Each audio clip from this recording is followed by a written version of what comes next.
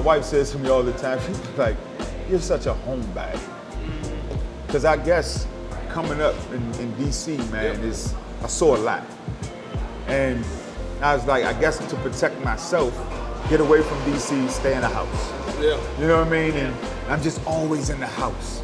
And she said, that's one of the reasons why you're going crazy. It's joking because you don't get out and do nothing. Yeah. Hard time with trusting people, right? Yeah. So when you all are speaking about building relationships, I gotta do it.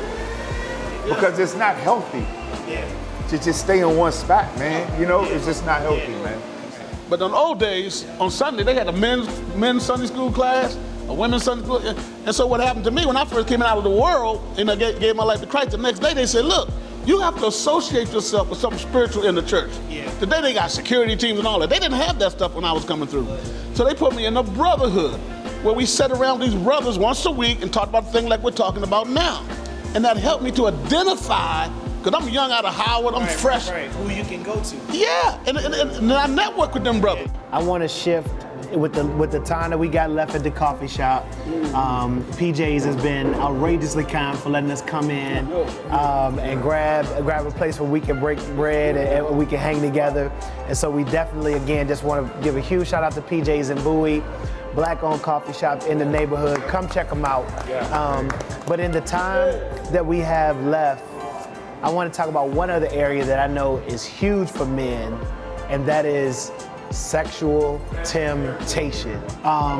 One of the things that I had to learn how to do when I became saved and gave my life to Christ, I had to learn how to not do the look back. Okay. You know the look back? Yes. The look back is when something bad walks past, and as soon as that bad thing walks past, floop, my head goes right with it. I had been doing that my entire life, and I had to unlearn it. Another thing I had to unlearn was allowing myself to stay in places where my eyes could wander.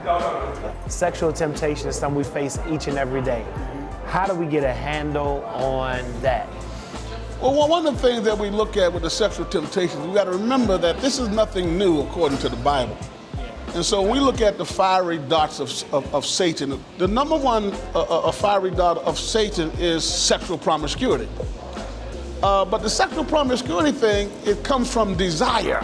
Yeah, there you go. You know, that burning desire. Yeah. You know, and we all have it. I call it every man's battle. Yeah. I don't care who it is, right? Yeah. And so when we look at it, I had a little fun thing I wanted to do with the group, and I hope they can join me with this. Let's have a little test right now, okay? Do you lock on when an attractive woman comes near you? Do you lock on?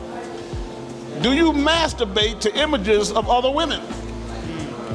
Have you found your wife to be less sexually satisfying? Brothers, y'all still here? Are you holding a grudge against your wife, right? A grudge that causes you a sense of entitlement? Do you seek out sexually arousing articles or photos spread in newspaper or magazine? Do you have a private place or secret compartment that you hide stuff? Do you look forward to going away on a business trip? Do you have behavior that can't share with your wife? Do you frequent porn-related sites on the internet? Here's the second part, because the question comes, do I have a lust demon? Do you watch and pay for sexually explicit TV channels at home? Do you practice voyeurism? Yeah. If you answered yes to those questions, that's sexual addiction. Yeah. When I look at the Bible and I look at the men like we are here now, I was noticing about 3 men, particularly in one that's separate in this group. Solomon, you know his story. He had everything. Asked God for wisdom, but the women took him down. You know that, right? They took him down. Samson kept messing with that freak Delilah. Remember he kept going to D.C.? Delilah was a sure enough freak. And I'm telling you, she worked that brother. Read it again.